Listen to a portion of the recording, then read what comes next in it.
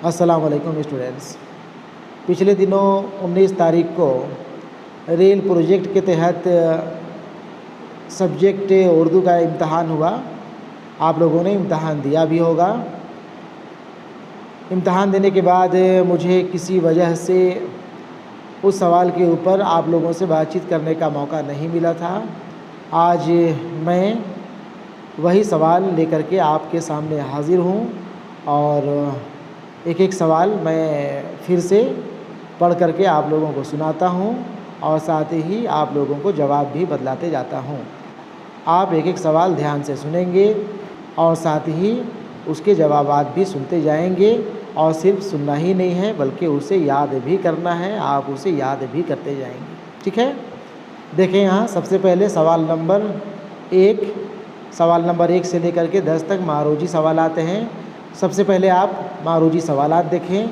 मारूजी सवालात का सवाल नंबर 1। सवाल नंबर 1 है, अफसाना लम्हे जो आपके निसाब में शामिल है उसके मुसन्निफ़ कौन है।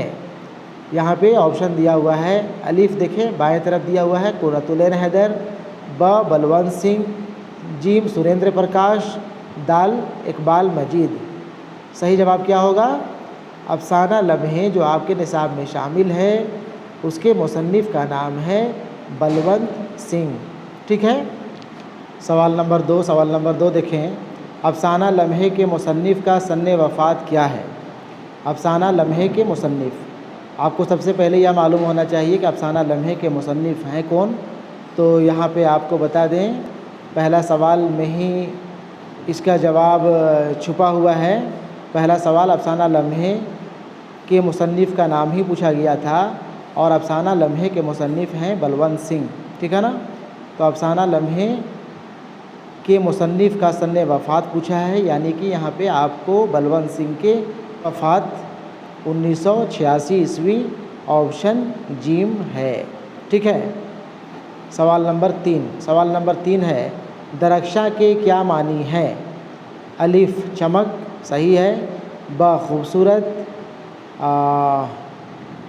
जीम खुशनुमा, दाल इनमें से कोई नहीं। तो सही जवाब यहाँ पे हो जाएगा ऑप्शन अलिफ चमक। दरख्शां के मानी चमक, चमकदार होते हैं, ठीक है। सवाल नंबर 4। सवाल नंबर 4 है, बस पर सवार उमाकांत की नज़र जिस औरत पर पड़ी वह कौन थी। अलिफ हसीन शादीशुदा 2 बच्चों की माँ। सही जवाब ऑप्शन अलिफ ही होगा। बस पर सवार उमाकांत की नज़र जिस औरत पर पड़ी वो हसीन शादीशुदा 2 बच्चों की माँ थी, ठीक है। सवाल नंबर 5, कुर्रतुलैन हैदर की जाए पैदाइश कहाँ है। जाए पैदाइश का मतलब हो गया पैदाइश की जगह, ठीक है ना। यहाँ पे ऑप्शन अलीफ में है दिल्ली, ब लखनऊ, जीम फैज़ाबाद, दाल अलीगढ़। सही जवाब हो जाएगा ऑप्शन दाल अलीगढ़। कुर्रतुलैन हैदर अलीगढ़ में पैदा हुई थी, ठीक है। सवाल नंबर 6, कुर्रतुलैन हैदर के वालिद किस यूनिवर्सिटी के रजिस्ट्रार थे। यहाँ पे आप ऑप्शन देखें, ऑप्शन जीम अलीगढ़ यूनिवर्सिटी, जिसे हम लोग अलीगढ़ मुस्लिम यूनिवर्सिटी के नाम से जानते हैं, उसी यूनिवर्सिटी के कुर्रतुलैन हैदर के वालिद रजिस्ट्रार थे, ठीक है। सवाल नंबर 7, सयाह के क्या मानी है। अलिफ घूमने वाला, सही है। ब सैर करने वाला, यह भी सही होगा। जीम तफरी करने वाला, यह भी ऑप्शन सही है, यानी कि ऑप्शन दाल इनमें से सभी सही जवाब होगा। आप यहाँ पे ऑप्शन दाल को टिक करेंगे, अपने OMR शीट में कलर करेंगे।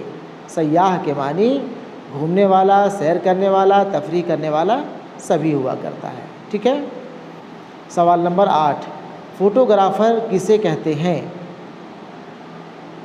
अलीफ में दिया हुआ है तस्वीर कशी करने वाला, ब फ़ोटो खींचने वाला। यहाँ पे कुछ उल्टा पुल्टा यहाँ पे हो गया है ऑप्शन, आप इसे ध्यान से देखेंगे।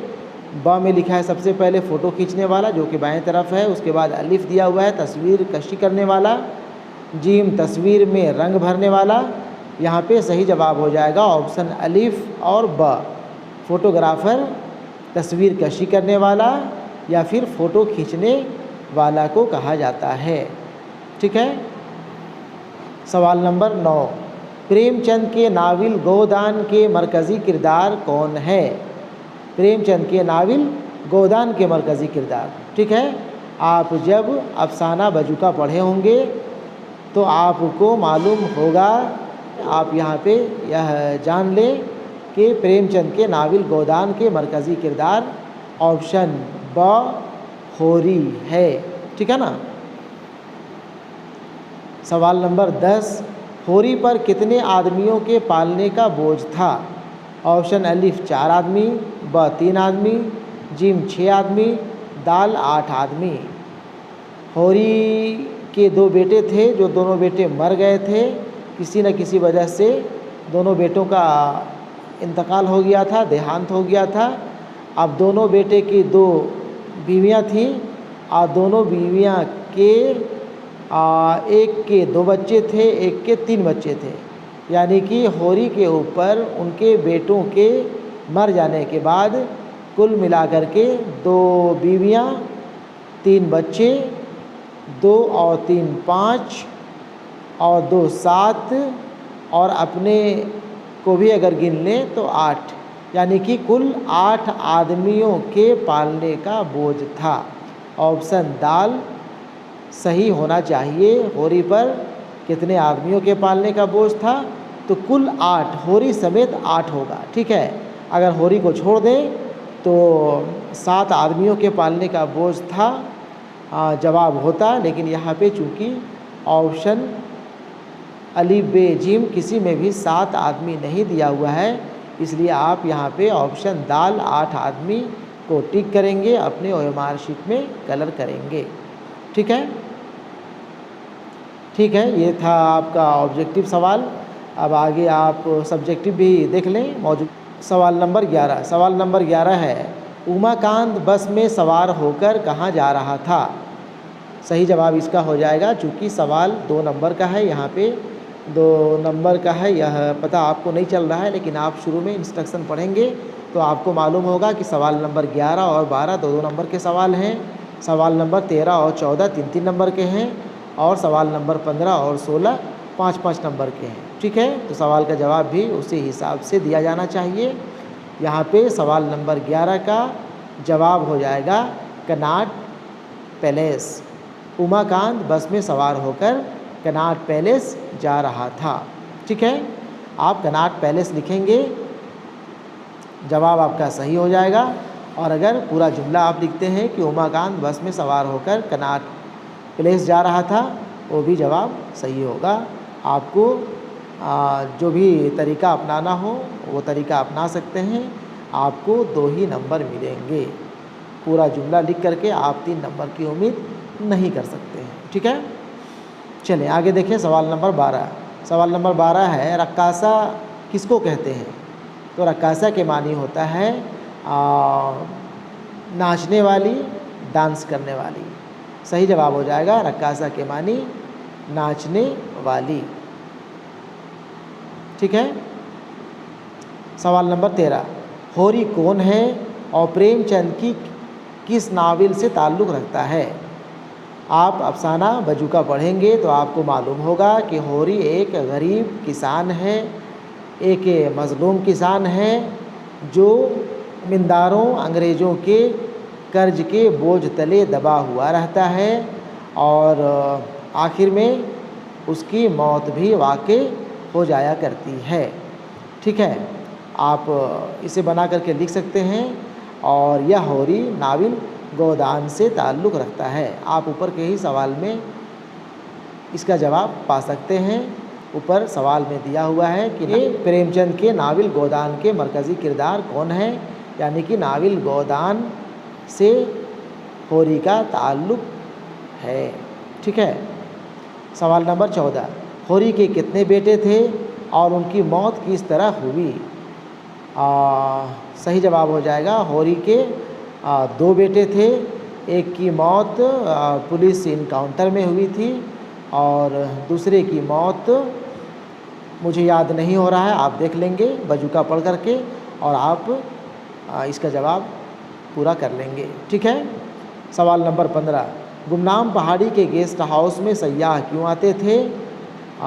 इसको भी आपको बना करके लिखना पड़ेगा। गुमनाम पहाड़ी के गेस्ट हाउस में सयाह चैन और सुकून के लिए आते थे, इत्मीनान से वक्त गुजारने के लिए आते थे।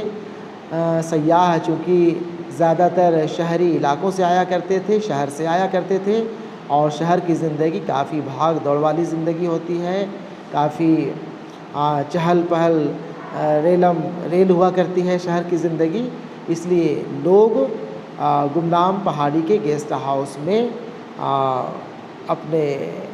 अपना वक्त गुजारने के लिए आते थे, चैन सुकून की तलाश में आते थे। ठीक है, इसे बना करके आप लिख सकते हैं।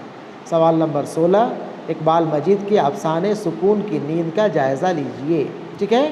अब यहाँ पे चूँकि सवाल नंबर 15 और 16 काफ़ी इसके लंबे जवाबात होंगे, आपको इसमें 5, 7, 8, 10 सेंटेंस लिखना पड़ेगा। आप सवाल नंबर 16 इकबाल मजीद के अफसाना सुकून की नींद का खुलासा देखेंगे, आपको मालूम हो जाएगा और फिर उससे आप इसका जवाब लिख सकते हैं। ठीक है। स्कूल ऑफ एक्सीलेंस और ब्लॉक लेवल आदर्श विद्यालय के स्टूडेंट्स अभी आने वाले दिनों में आप लोगों को समेटिव असेसमेंट 1 का एग्ज़ाम देना है, ऐसे 1 का एग्ज़ाम देना है, इसलिए आप ऑब्जेक्टिव सवाल के ऊपर फोकस करेंगे। जो भी प्रोजेक्ट रेल के तहत अब तक इम्तहान हुए हैं, आप सभी ऑब्जेक्टिव सवालों को हल करेंगे ताकि आपको समेटिव असेसमेंट 1 बेहतर से बेहतर तैयारी करके जाने का मौका मिल जाए। ठीक है। और इसके अलावा भी समेटिव असेसमेंट 1 के लिए हम आप लोगों के लिए कुछ वीडियो अपलोड करेंगे, आप उसे देखते रहेंगे। ठीक है, चलें, अल्लाह हाफ़िज़।